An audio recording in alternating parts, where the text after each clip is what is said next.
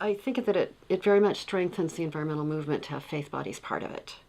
And many spokespeople like Gus Speth and Phil McKibben, will say if the faith bodies got very much behind care for the environment, it would be very powerful.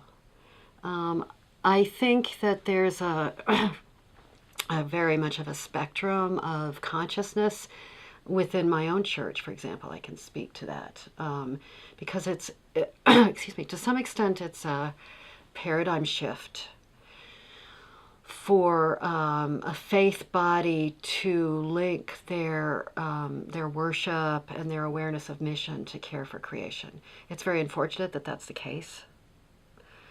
But I find in my church a range of opinion, and I came knowing the church knew that I had a professional background in environmental studies and work and so on, and it was already in their mission statement. But there are people who, at least, especially when I first came here, felt that I was talking too much about the environment, and a faith leader has to watch that he or she does not become a single issue person, because then it seems as though you're taking away kind of from the breadth of what you should be doing.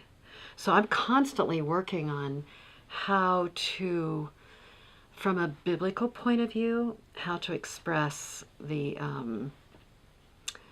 absolute need to care for creation and the fact that it's been limited, I think, very much by the Enlightenment,